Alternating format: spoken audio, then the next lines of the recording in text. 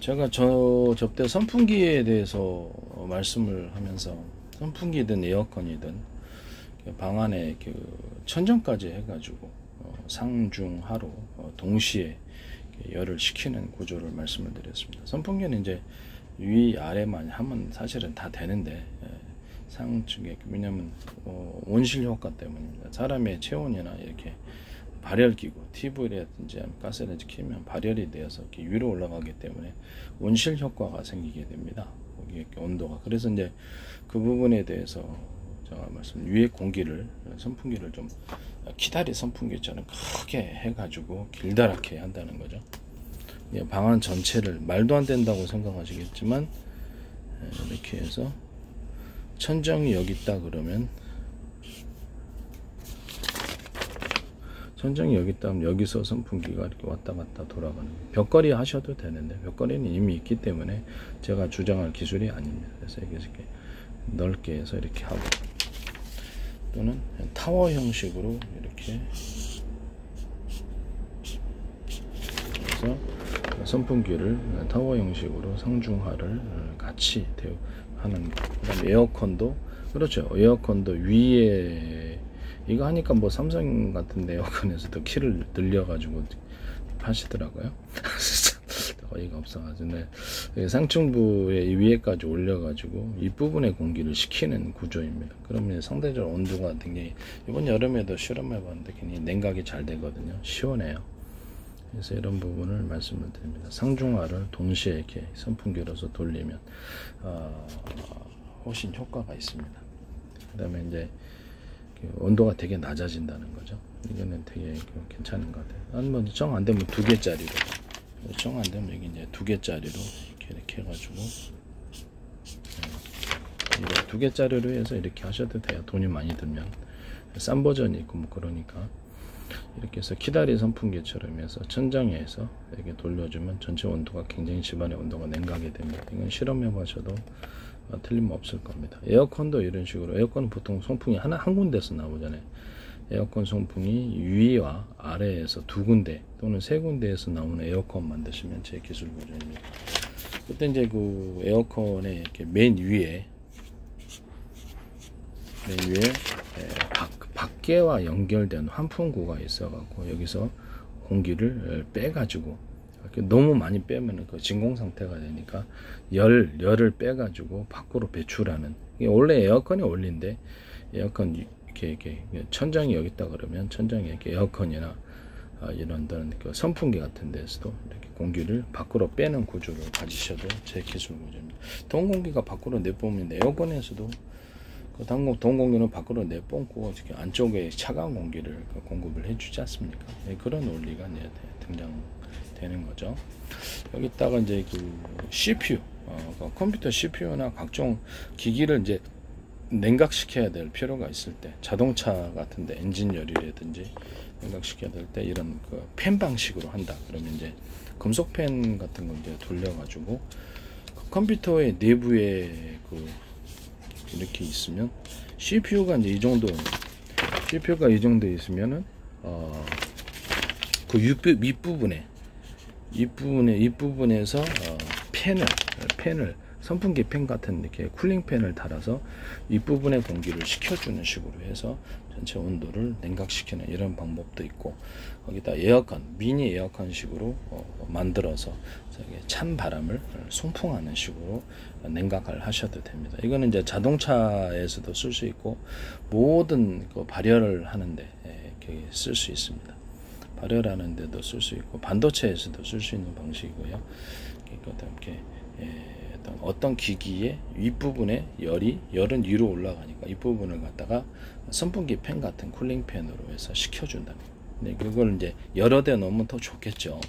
여러 대 놓으면 여기다 이론적으로 이게 CPU가 있다 그러면 밑에도 하나 있고 위에도 있고 가운데도 있고 이렇게 있으면 더 좋다 이 말씀이죠. 네.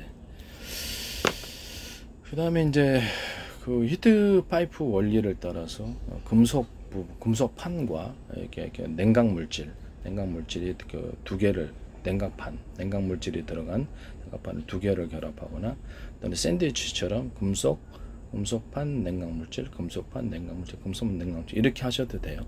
이런 거를 가지고 CPU 듀를 둘러싸는 구조, 이것 또는 에어컨의 냉각핀을 이렇게 아이스박스처럼 이렇게 둘러싸는 구조, 이걸 가지면 에어컨도 굉장히 차갑게 됩니다. 이런 일에 히트파이프 원리를 가지고 금속하고 냉각물질을 두 개를 판으로 만들어서 꼭 뭐 이렇게 파이프 형태일 필요가 없다라는 거죠. 예, 그런 식으로 만들어서 하시면 제 기술 구조입니다. 거기다 이제 아까 돌 있잖아요. 약간 돌이 온도가 차갑거든요. 여름에 제가 저기 콘크리트 밑에 이렇게 보면 이렇게 바닥 타일 가시잖아요. 거기다가 선풍기를 놔뒀더니 온도가 시원한 거예요. 그래서 되게 이상하다라고 생각을 했더니 이제 돌 같은 밀양 얼음굴 같은 데 보면 돌이 있으면 냉기가 거기에 축적이 되는 그런 부분이 있어요. 그래서 이렇게 선풍기 같은데 뒷부분에 이렇게 바람 들어오는데 금속판 선풍기 이제 바람이 이렇게 들어온다 그러면 선풍기 이렇게 바람이 이렇게 들어오잖아요. 여기서 들어오면 이 부분을 약간 길게 만들어 줘 가지고 그 통로를 금속 이런 식으로 해서 바람이 이런 계곡처럼 이런 금속판 냉각물질, 금속판 냉각물질의 이 사이로 이제 계곡바람처럼 바람이 이 뒷부분에서 들어오게 해주는 거죠. 그럼 굉장히 온도가 차가워집니다. 근데 여기다가도 돌판 같은 것을 같이 놔주면 추가적으로 온도가 차가워집니다. 이 기술 구조도 제 기술 구조입니다. 그리고 공기청정기 역할을 하기 위해서 필터를 바람이 들어오는 이 필터를 여기다 끼었다 이 뒷부분이 되겠죠. 뒷부분이 되어서 공기 필터를 끼었다 뺐다 이렇게 하는 방식으로 해가지고 여기 이렇게 부직포 같은 거를 둬가지고 공기를 들어올 때 이제 빨아들이잖아요, 모터가. 그러면 거기 이제 먼지를 갖다 흡착을 해갖고 제거하는 이런 방식이 될 수도 있겠습니다. 그 부분에 약간 뭐랄까 추가적으로 물을 좀 적셔갖고 부직포에 두면은 바람도 차가워지고 이렇게 먼지도 쉽게 제거가 됩니다. 이제 하고 나서 싹 빼면 이제 일정 시간 후에 빼면은 여기 먼지가 많이 달라에 붙어 있습니다. 이런 방식으로 하셔도 이제 제 기술 구조가 되겠습니다.